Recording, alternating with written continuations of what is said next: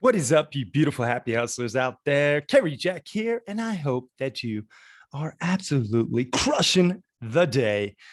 And in this episode of the Happy Hustle podcast, we have on Mr. Anthony Flynn, who is a highly sought after advisor to CEOs, key executives, and their companies. He has been a leader with numerous Fortune 100 giants like Kraft Foods, Reynolds, and 3M, and a pioneering executive in several multi-million-dollar nonprofit ventures.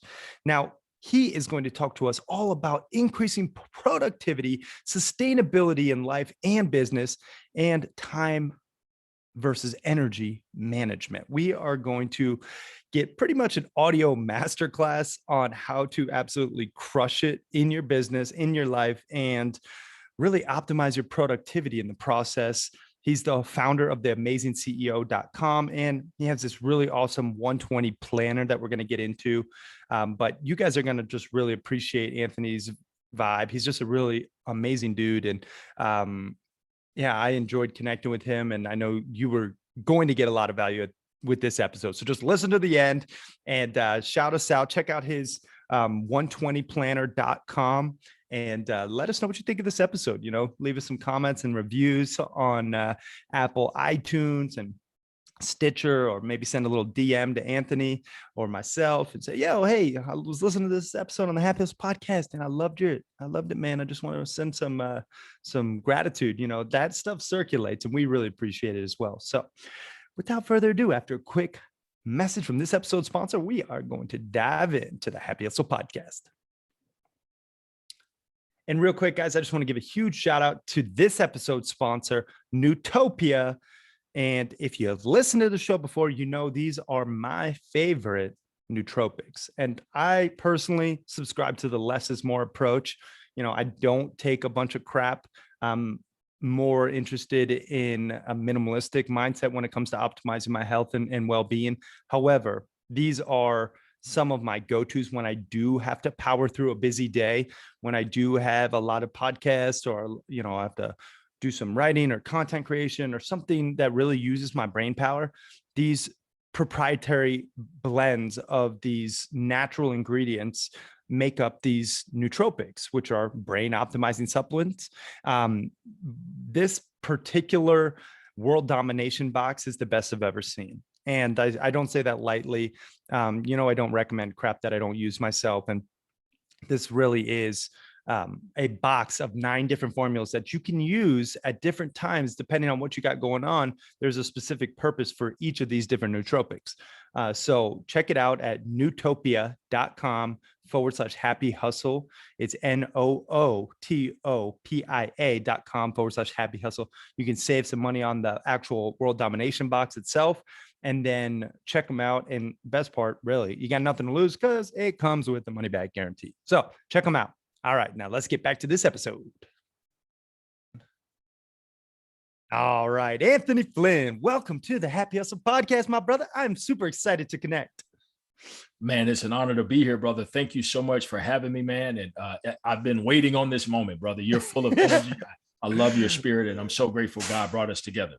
Right back at you, man. I really look to you as a happy hustler playing at the big level, you know, that I even, you know, am a little bit unfamiliar with. Like, you are working with Fortune 100 CEOs, key executives, like mainstream huge companies, and you're working as not only like their executive coach and also as their consultant, but you also have, you know, your own books, your own podcast, your own personal brand, and so many other irons in the fire. And I'm really excited to get into how you actually keep it all together, and how you know, how you actually, you know, have that work-life balance in the process. And I know we're going to talk about some productivity hacks and all sorts of really great stuff. And I just want to mention to the happy hustlers out there listening, if you hear a little background noise, Anthony does have some construction going on at his beautiful home. And so we might hear a little bit of some construction, but fear not, the value will supersede the distraction. Now, Anthony, I do want to ask you, before we get in all that good, juicy stuff, what's something interesting about yourself that not too many people know? Man, I love French fries. Hey, the good news is that I'm much healthier with my eating habits than I used to be as a kid growing up, man. Born to a teenage mom in poverty, Oh, Carrie. wow. So candidly, man, we ate all the fried foods you could imagine as a kid. Mm, And the one that was, I could shake all the other fried chicken and a lot of the other things, but man, French fries are still to this day my addiction. So I limit my intake. So for yeah. those out there, I am disciplined about them. But man, whenever I get a chance to cheat, my cheat is French fries. Oh, So yeah. oh, I like some good French fries myself. So that's awesome. Where'd you grow up? I grew up in Memphis, Tennessee. Yep. Memphis. Grew up in Nice. Memphis. Yep. My mom was 16 when she got pregnant with me, had me the summer before her senior year of high school. Oh, wow. Oh, So yeah, wow. so life was full of adversity and challenges, man. And I'm just, Carrie, I'm just tremendously blessed, man, to be where I am. And Yeah. man, it's an honor. So a lot of people say, I tease people about having to get up to go to work. Like I get to get up and go to work every day because I look Mm, at it like many of my peers are literally dead or locked up or strung out on drugs or running the streets and in the game. And so, man, it's mm, a true privilege for me to yeah. be able to get up every day and contribute to society and culture the way Yeah. that I do. So I'm blessed to be here. Wow, man, that's inspiring. It really is. And, you know, I think through that adversity, it makes you stronger as a human being. And I know your mission is pure and you're really, out there just sharing your gifts with the world. And I'm excited to share them with the happy hustlers out there listening. And I always like to kick things off with a bang, Anthony. Let's talk about productivity first, because, Okay. you know, productivity is an essential piece to the puzzle when you are on your journey to achieving success in any capacity. You have to be productive. You have Yep. to be able to really have discipline and focus. And I know you talk a lot about productivity, especially with your CEOs and executives. Talk to us about, maybe if you could give us like three, like key productivity hacks hmm per se hmm that really hmm you've seen effective. Well, the first one, and I'll just speak to my own experience. I mean, I've Yeah. seen some, obviously, I've helped many people increase productivity in their lives, but just speaking from personal experience, because I can be transparent, life before I would used to get up at 3 o'clock, 4 o'clock in the morning versus life after the fact. So the first hack, right, is just getting up earlier. I, Mm, and in fact, I won't only focus on getting up earlier. What I try to do, Carrie, is as I participate in the world, I try to find spaces where I get some quiet time, fewer distractions. So, as an example, one, I get up early in the morning between 3 o'clock, 4 o'clock a.m. Right, so that's early. the phone's not ringing, emails aren't chirping and going Yeah. off like that. My wife's asleep, my daughter's asleep, my son's away at college now. So so man, I get 3 to 4 hours honestly in every morning before the average person gets going. And Mm, so just that alone, so my 8 hour day looks radically different. yeah. And by the way, I don't only do an 8 hour day, but I'm just Yeah. using that as a Yeah. metaphor. Is that the typical 8 or 10 hour day, whatever people are doing, mine's going to look a lot different Yeah. from the average person because 3 to 4 of those hours for me are super productive because Mm, I have no distractions. But another example yeah. tying into that is, man, I'm not trying to give them an over endorsement, but I love going to Chipotle because Hey, I man, me get too. I get the salad, I get the salad and throw a little rice, a little chicken on it, Oh, right? yeah. And so, well, the one near my home, I'm living in Texas and we live in a saturated area, but the one near my home is packed all the time. So Mm, one of my hacks when I'm going out to just grab a quick salad, right, is I go around 4:30, 5 o'clock. So by 4:30 in the afternoon, the lunch crowd is obviously passed. The dinner crowd hasn't arrived yet. mm, I've already put in 10, 12 hours in a day.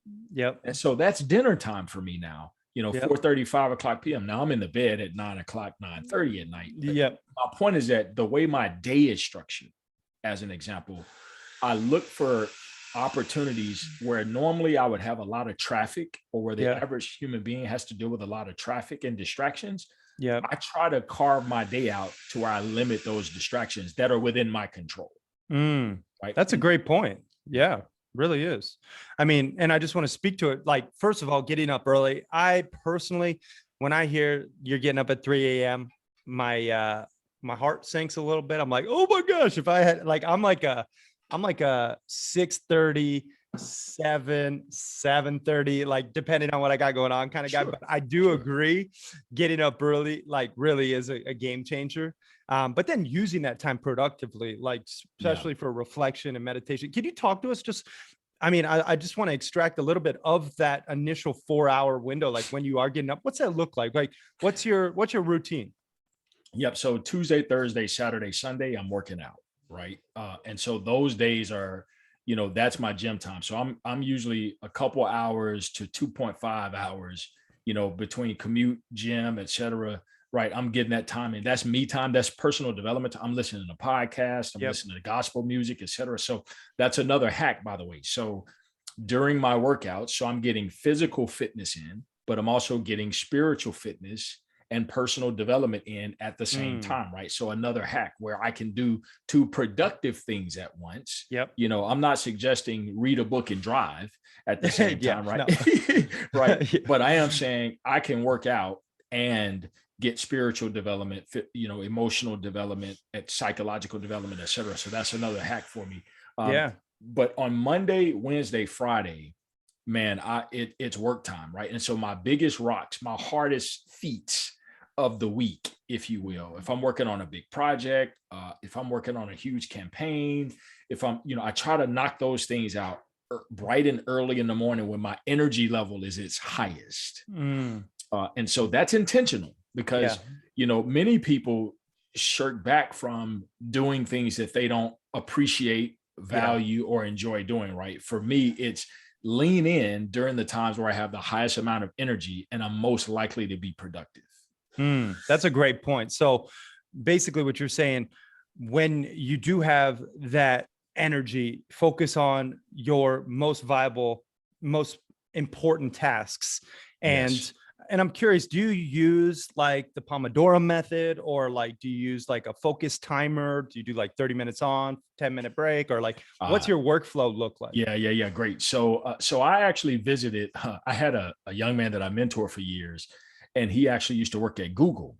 Hmm. And so I went to their headquarters, the New York headquarters. I didn't even go to the California headquarters. And first of all, it was mind blowing. But one of the takeaways that I got there visiting the headquarters, so I was walking around looking for his office initially, right? And he said, nobody here, including the highest ranking executive, has an office. Oh, wow. A desk is shared by a minimum of three people, Huh. including the executives. The highest ranking person at the headquarters shared a desk. And Really? and here was the point. He said, first of all, we try not to have meetings, one-on-one meetings. We try to keep them at 30 minutes max. Group meetings, we try to keep them at 45 minutes max, right? And then we want you moving all the time. So the intent of not sharing a desk is that you lose creativity. If you're just sitting there at a desk all day long, you're losing creativity. So the idea to push you out and make you move around is critical for your actual innovation, energy, et cetera, right? So for Mm, me, 45 minutes on, 15 to 20 minutes off, to answer mm, your question. yeah. And again, that was a hack that I saw at Google where they said, hey man, we have some of the sharpest minds in the world. And the way we keep those minds sharp is we try not to have an hour long meeting. We don't sit at the same desk. We're moving around constantly. So yeah. So That's, yep. yeah, that's great. I mean, personally, I like to do like a 30-minute focus sprint. And then I'll do, a 5-minute jump on my rebounder here on the office. I have it right here. And then if I'm doing like a 45-minute or, um, close to an hour, I'll go on a little bike ride. I have my Yeah. mountain bike and a couple of trails right here, and I'll take my dog and Yeah. we'll just rip it up for like 10 minutes hard and then come Yeah. back. And I do think, those breaks, yeah, and there's a lot of scientific research about taking healthy breaks Sure. in your workday to break up that workflow. There's so much research in terms of productivity. So if you take nothing else away from this episode, happy hustlers listening, make sure that you're breaking up your workday with, movement and time for stillness and reflection. And yeah, it's a really great point. So yeah, thanks for sharing that. And so, Carrie, let me throw this out. And hey, I know this is your podcast, but I'd even like your perspective on this Oh, please. for the people out there that are saying, well, Anthony or Carrie, that's easy for you guys to say, right? Because we are in a bit of a position of Yeah, where we freedom. have some freedom of our time, et cetera. Yeah. I don't know what might your advice be, right? For, because I often, and the reason I'm even asking you, right, is because I often hear that from, as I deal with some of my corporate clients, et cetera, many people feel like there are barriers to them being able to pull away Yeah. because corporate culture and frankly, Western culture says work, work, work, work, work, right? Yeah. Don't stop. Don't get up from your desk. Keep going. Be more Yeah. productive. So what are I'd love to know your thoughts around it. I mean, I have some opinions on that, but Yeah. yeah. Well, I think the answer still, even if you're in a corporate setting and you're working, um, at your desk the majority of the day, the answer still is go to the water cooler, go to the bathroom, maybe bring, if your work will allow you a mini trampoline next to your desk, if that's not too distracting, or a yoga Mhm. ball that you could sit on and rock back and forth. Like there's things you can do also. There's a foot stimulator. You could take your shoes off and there's this, it's like almost like rocks, and there's these swivel Mhm. mechanisms that you could step on with your feet as you're at your desk. Mhm. And there's also, little biohacks, if you will, things like scent. I have a diffuser here. I put some eucalyptus, some mint. Like if you have Mhm. these things Mhm. that help actually keep you focused and boost creativity. There's also, things with your lighting. There's things that I do with like blue blocking glasses if you're in an environment, like just to Love keep it. you sharp. I think Mm. also drinking a lot of water. There's Mhm. nootropics. If you are in a corporate setting, these are things that are like kind of go under the radar, Sure. that still can keep you sharp. I have some, I believe in the less is more approach, Yep. but one of the sponsors of the show even is a company called Nootopia, who Mhm. makes these like proprietary nootropic blends. And those really help to optimize cognitive performance and verbal recall and memory. So there's some things there that maybe I would suggest. Man, I appreciate it. And Yeah. I wanted to, and again, I respectfully honor the fact that this is your show, but I knew Of you would course. have some healthy things to share with the audience on that. So Yeah. I hope you didn't mind me Oh posing no, that question for you. not at all, man. This is a conversation, and we're here to just add value to the audience as much as possible. And I do want to talk about like sustainability, both with your life and your business. And personally, man, like my whole mantra is balance equals happiness. Like the Mm. happy hustlers out there know I have my 10 alignments of being a happy hustler, makes up the soul mapping framework. And these are these 10 areas that I focus on and I measure myself in regularly. Mm. And I'm very much looking forward to your perspective on work-life balance and just sustainability with both your personal life and your professional life. Yeah. So, and let me say this, and I want to make sure. I do believe, and this is just my belief, I don't Mhm. have any empirical data to back this. I believe that God gave me a grace for managing it all.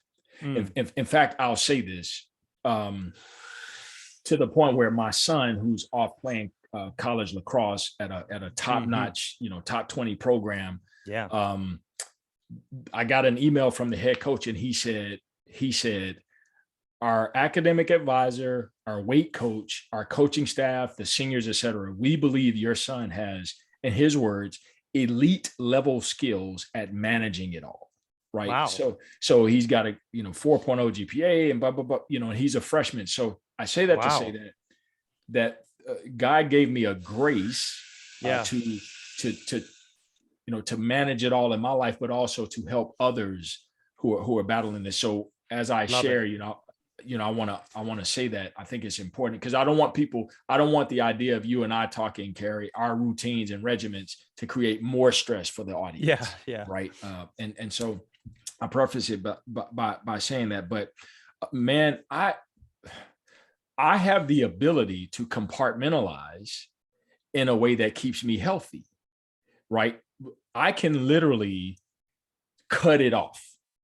Like I can cut, when it's time to cut work off, I can literally cut work off and pay attention to my wife. That's impressive. Yeah. And that's why I said, I want to, Yeah. I want to season that by saying, man, I don't, I'll say this too, man. I think that my childhood, I grew up around a lot of chaos. I mean, literally, man, gunshots, bullet wounds, drugs. I saw everything as a child. So think about a kid in those conditions having to figure out how to create structure in his life in order to get out of those conditions. So to some extent, I also have a bit of a competitive advantage over the average person who may not have had to live in those conditions and compete with those conditions for matriculating out of those conditions. Right? Does that make sense? For sure. 100%. Yeah, it does. So there is a skill development that I got as a child that I wouldn't wish on any other child. Yeah. Because I don't think any child should go through the pain and the trauma that I had to go through. But yet I'm grateful for the experiences, because at a very early age, I learned that if you're going to get out of this, you have to compartmentalize. Like I literally saw a man get shot walking home from school. And then I had to go in my apartment and do my homework. That's compartmentalization, right? Yeah. I just saw a traumatic event.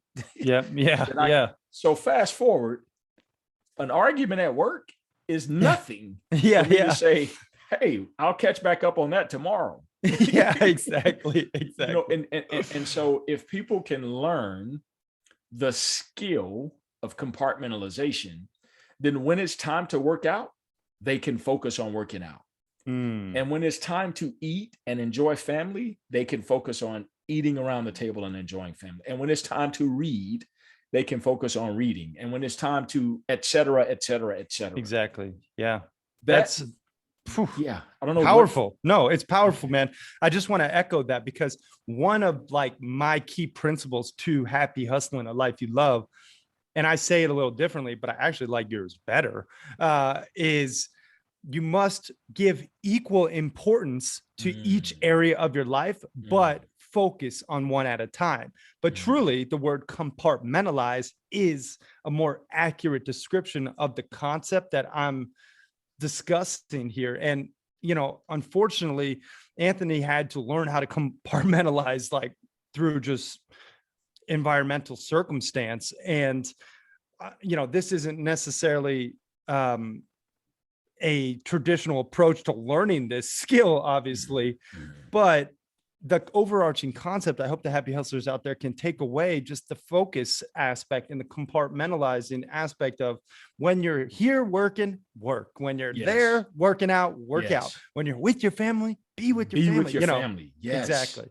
Yes, man. And that is and let me say this, brother, for those who are out there, to your happy hustlers who are listening, I don't want, regardless of where you are in your career, know that I've worked with some of the most elite in the world's definition of elite. Yeah. Oh, yeah. Right? Yeah. Meaning people who would be recognized as top in their game, or they've risen to a CEO level, or they're a professional athlete who's known, yet people struggle with this. So I want to give comfort to everybody listening that you are not alone, because you are human and you wrestle with this concept. We all wrestle with this concept. Yeah. No, right. But the key is having the courage to metaphorically stare this concept in the face and challenge, to the point of, like you said, man, oddly enough, I love how you said it much better, which is, give equal attention to each area of importance of your life. Yet when you're supposed to focus on being in the gym or working out or whatever, man, be focused on that and give that thing everything you have to offer. Yeah. And that is so difficult for people. And I'll say this quickly. The reason I think, and again, no empirical data per se, this is just my opinion in my childhood. So we all have emotional go-tos. right? That really determine.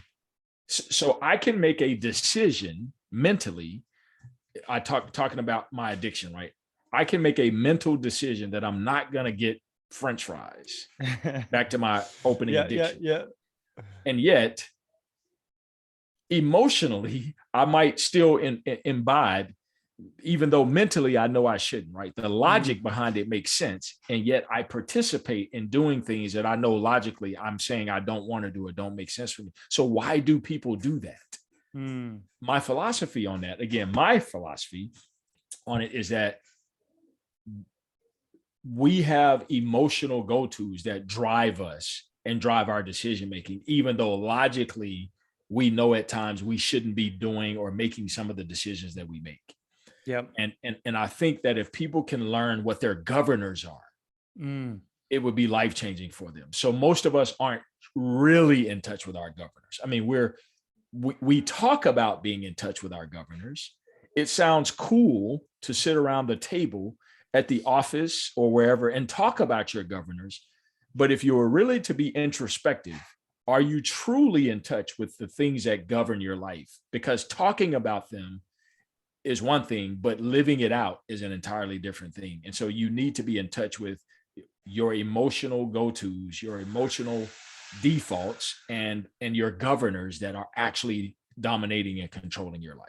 Yeah, it's a great point. And it really comes down to deep introspection, knowing thyself, having integrity with who you are and your word, and then happy hustling in alignment, right? Like it be in alignment with, if you say, you are going to write your book from 8 a.m.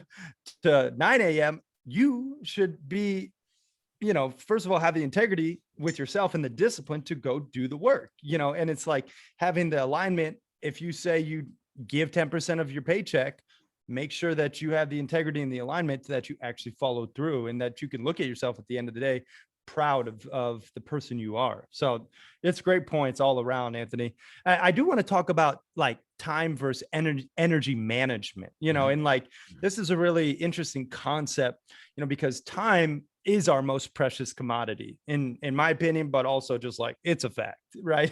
Sure, it's like, we never get more of it.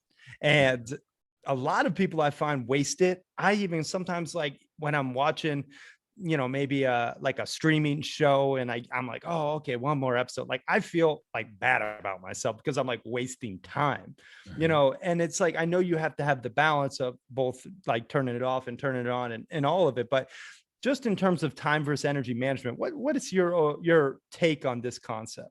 Well, oddly enough, it ties back into what I just shared around the whole default emotional go-to, et cetera. So, people will say regularly, I hear, man, I'm managing my time differently. If I just had more time in a day, and I'm like, nah, man, because time is a great equalizer. So I think I just don't believe that, because I see so many people with the same exact amount of time living their dreams. They have the same exact amount of time. They've written, this person A says they want to write a book. Person B has written 3 books. Yeah. And by the way, congratulations to you for your book. At this recording, yeah, you just held that baby up. So let's everybody. Terry didn't ask me. I'm asking you, go buy this book. This guy is amazing. Thank you. Pick a copy of this book up. It will change your life. So I'm encouraging you, all the happy hustlers out there. He did not ask me to say that. He did not 10% goes. Oh man, get out of here. No need, brother. I know you're going to bless a lot of lives. I know you're going to impact a lot of people. So I want to encourage everybody out there, pick up a copy. If you don't get it for you, get it for somebody else. All right. Yeah. But thank you, man. But man, I think that, there are so many people who are not living their dreams. They're not honoring their capacity to be great, to be who they are, to be the person that, from my faith perspective, the person that God gave them the ability to be and to become. And I think a huge part of that is that they're not managing their energy. Don't tell me it's a time issue, because there are many people who have the same amount of time who are leveraging time, and they're knocking it out of the park.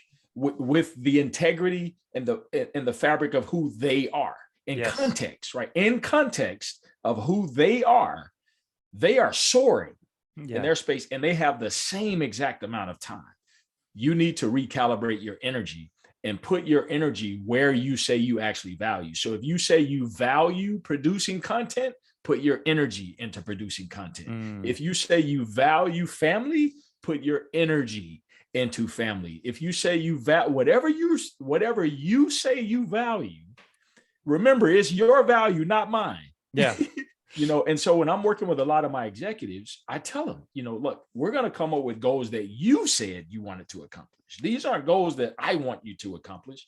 These are things you said you want to accomplish. My job is to hold you accountable and help you put your energy where you say you want. I mean, more than energy, right? Time, talent, resources, et cetera. But you get the point. Overall, is I need you to focus your energy in the direction that you say is actually important to you. Yeah, it's such a great point. Yeah, many people have a breach of integrity. And you said it earlier, Carrie, when you said, like, with the integrity in the makeup of who you are, reconcile what you say you want in life versus what you're actually doing, or how you're spending your energy toward getting the thing you say you want in life. Yeah, it's so good. And I just heard your brother E.T., the hip hop preacher, do a post recently about this, and it landed with me. It's like you can't have $1 million lifestyle working $100 wage. Right. You need to have the work ethic to get that $1 million lifestyle. You can't be the $100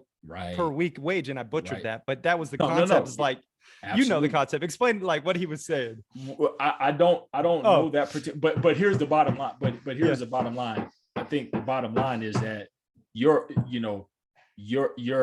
will has to match your want.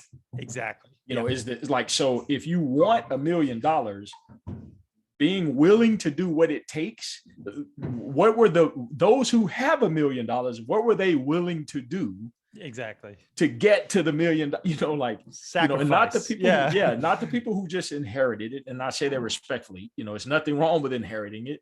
If your family worked for it. But for the person who's building from nothing, yes, what did other people who were building from nothing, what did they have to do? Yeah. What sacrifices did they have to make in order to get to that point in their lives? Yeah, it's a great point. And it just comes down to, what does success look like to you? And then reverse engineer the process to get there and realize what it's going to take, And that's, for me, happy hustling is all about doing whatever it takes to create your dream reality, but being happy within each and every step along the process, right? Now, I do want to talk about your 120 planner, which could actually help the happy hustlers get to their goals and achieve their ultimate productive self, and talk to us a little bit about the 120 planner and where people can even go to get it. Absolutely. So the 120 planner was a concept that E and I, conceptualized together. The intent was that, for many years, Eric Thomas, a motivational speaker, for those who don't know who he is, you got to check him out. If you don't know. Check him out. Definitely a powerful individual. So he's like you said, a brother of mine, a business partner, a great friend. And so for years, E has been inspiring the world, right? And so we know that people need inspiration. We know that people need information, right? And we see information and inspiration like a car that, people need gas, in their car, as a metaphor, right? Or of course, it's electronic world, you can charge it, but either way, you need your car charged, or you need gas, fuel in your tank. Where we saw the gap was in application. So information, inspiration, motivation, but the gap was in application.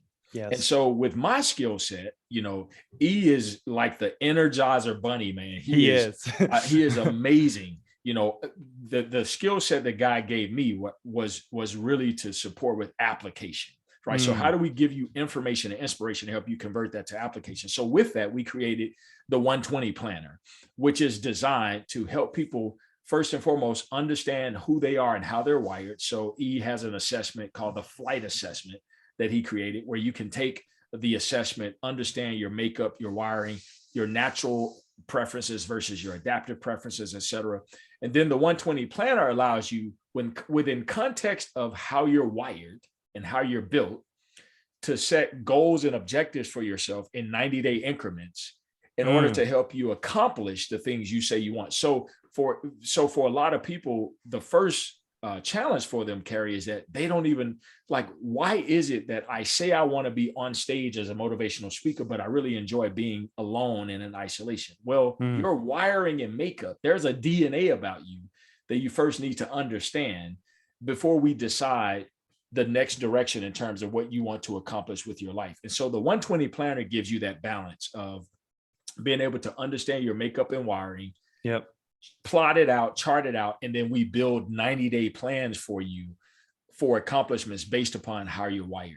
And that's the summary. That's the summary. Yeah, that's great. It's a lot more complex than that. But nonetheless, we just want to help people, man, move from information, inspiration, motivation to application, like helping you apply and accomplish goals in your life. That's amazing, man. And where can people go to get it? If I know the happy hustlers are interested, I'm sure I'm interested. I got to get me one of them. What's the domain? So the numbers 120planner.com.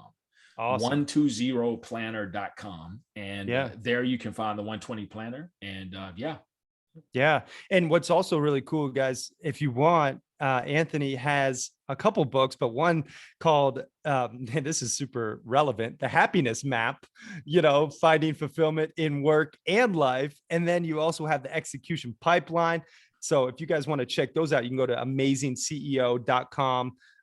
Highly recommend starting to consume. You hear Anthony, I mean, absolute stud and just a great heart. And, these resources are there to, maybe you can't, necessarily work with him one-on-one like a Fortune 100 CEO, but you can absorb these resources that are readily available. And this is how you get from where you are to where you want to go with listening to podcasts like this, but also using the tools that are provided. So just wanted to share that. Now, I do like to ask all my questions, or all my guests questions in different disciplines. These are different areas of life. First being health. I know you talked about it, but I'm curious, I like to deem them happy hustle hacks, like a tip, a tool, a tactic, something in this realm that you do with your health specifically. Can you share one in regards to health? Absolutely, man. So and again, remember how I grew up, teenage mom, poverty. So, food deserts. So I learned to eat all the fast foods, fried foods that you can imagine, man. And so one thing that I had to do differently was, so at lunch, man, I just eat a really light salad or, which is totally opposite of, of how I grew up. So I've scaled back to one heavy meal per day, which is dinner for me. Some people will say breakfast, but, and I do eat I eat a breakfast, really light breakfast. I love to do fruit and, I may have a Danish here and there and a coffee or something like that, or tea. I'm actually a tea guy. I shouldn't say coffee. I'm a tea guy. Nice. But man, lunchtime usually for me is a protein bar or a salad, nice. Something that I can do that keeps me productive on the go, that doesn't weigh me down too much. And then of course, like I said, at dinner, I try to eat, pretty good meals, which is contrary from what how I grew up. What you're used to. Yeah. And of course I work out 4 days a week and I have to work out. By the way, I'm an open book. My dad is an almost 400-pound man. Oh, wow. My biological father. And it's in my DNA. I mean, frankly, his family member, we've got some obesity is a real issue in my family. But I'm happy to say, I was just sharing this yesterday, oddly enough. I was a college football player. I was a fullback. I weigh 1 pound more than what I did when I graduated high school and went in as a college athlete. I'm only 1 pound heavier. Wow. So, well, you look jacked. I'll tell you that. But let me say this in full transparency, that hasn't always been the case. I gained some weight, Okay. But again, I altered my lifestyle. So yeah. Well, in diets, extremely imperative if you are going to use food as fuel, you obviously want to be putting the best things in your body. And I equally have something similar in terms of my food routine. I don't eat a big lunch ever. Usually I skip breakfast even, and then one big meal a day. So yeah, that's a great point. I always like to talk about money, Anthony, and I think it's important to talk about it. Like, what is a tip, a tool, a tactic, AKA a happy hustle hack that you can share in this realm? Maybe something that you do to save or invest or spend wisely, that you can give to the happy hustlers as a tip. Again, to your point, man, I have automatic, I take advantage of, whether it's for, 401k or, so I have automatic distributions that go out, on my behalf, and I limit myself. So I put myself on a restrained budget. So, I have tastes, I like nice things, but I'm very diligent and disciplined about not. So man, my wife teases me all the time. I could literally wear the same shirt I have one pair of jeans. I have two pair. One has a hole in them. Literally. And it's not like I can't afford to live. But man, I'm super intentional and disciplined about saving, and just being a steward of, I truly do see it as I get to be a steward of what's God's resources. So none of it is mine. It's 100% God's. And the little bit that I do spend of it, it's a privilege for me to be able to spend, but I truly, exercise generosity. And so we're big on giving, and we, it's a big deal for my wife and our family. And we're big on saving, for our kids' future, for our, but man, we just don't live extravagant lifestyles, to be honest. We like nice things. I mean, I'm not saying I don't have a nice home, and, but yeah, we try to be very intentional about generosity, as well as, just storing away, for future options. So I don't wear the bling, whereas honestly, man, how I grew up, in full transparency, in the hoods that I grew up in, that's, we wore our, we wore money. You can see it, exactly. So does that make sense? Oh, of course it really does. I mean, like, you live below your means, and you exercise generosity and selfless service, which I'm big on. I'm actually going today to do the horse adaptive training for kids with special needs. And, we teach them how to horseback ride and whatnot. And it's like giving to others is where real fulfillment comes from. But also just making sure that you are, financially secure, you can afford nice things. But yeah, it's a great point. Now, you mentioned family, and I do want to talk about family. Do you have a happy hustle hack for, your relationships with your loved ones? Maybe something that you do with your wife, or something that you could share as like, that's allows you to keep that connection, and that spark lit, because sometimes, as entrepreneurs, as busy happy hustlers, we can lose track of what's really important with our loved ones. And I'm curious if you have something there. Yeah. So two things I'll say on that. One is, for my wife and daughter, I'm intentional about serving them. So one of the best compliments I got this morning was, I was up early. My routine today was not a workout day for me at the recording of this. This is we're recording this on one of my non-workout days, but I was up doing laundry this morning. And so my wife comes in and she says, "My laundry man, how sexy."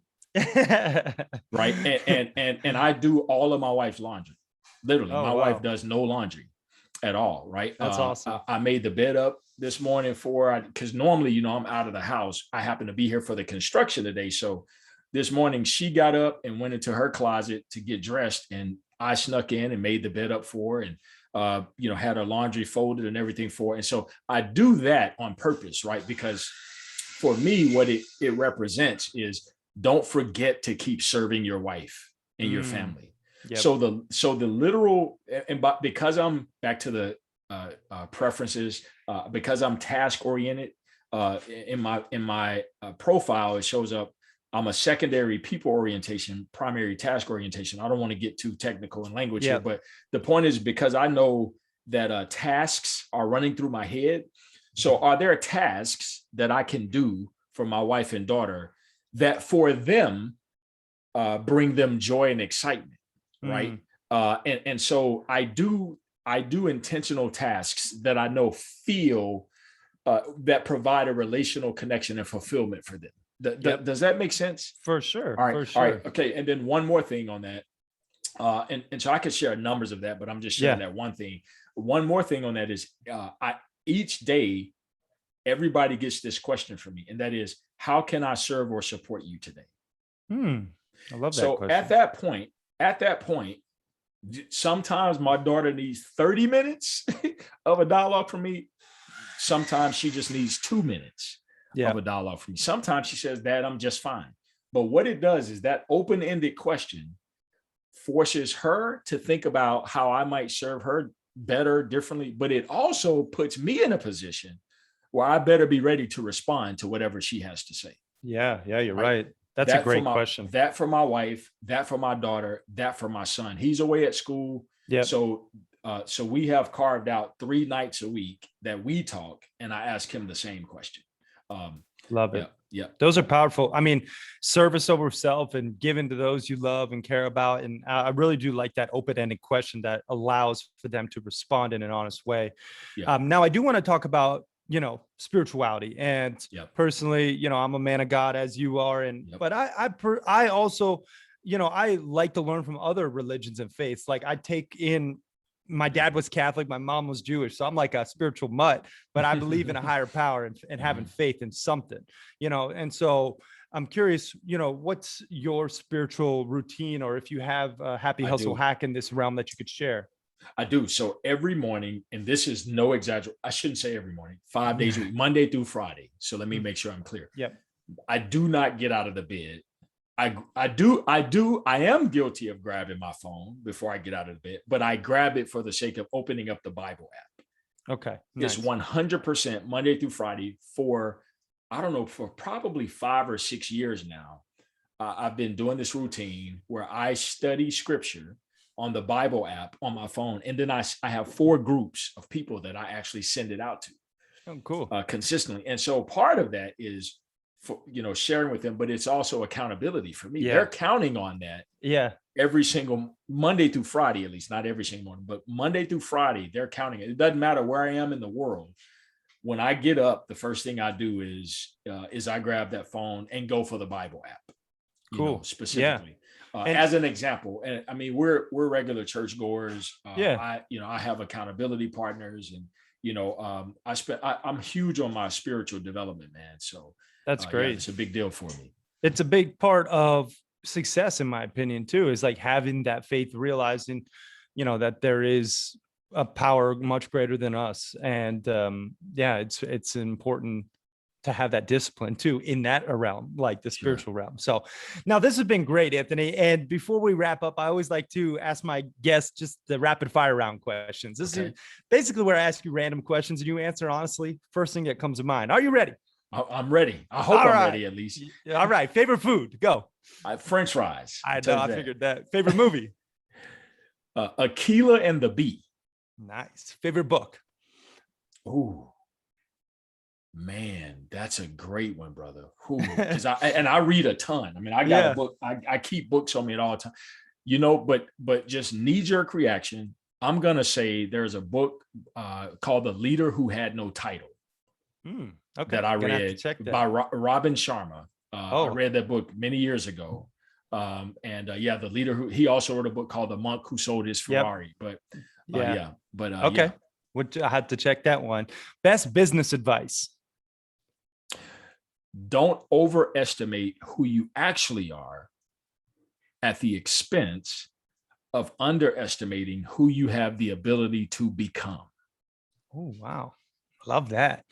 What was your first hustle? First thing you did for money? I was 14 years old and I worked at a barbecue joint, Gridley's Barbecue in Memphis, Tennessee. I was a dishwasher. Nice. What's your spirit animal, Anthony? Lion. Yeah, right on. And 3 things you're most grateful for? Oh man, my wife, my son, and my daughter. Love it.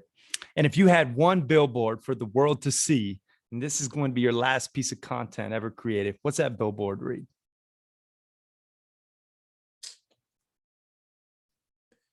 Leave it all on the field. Crush that rapid fire round, Anthony.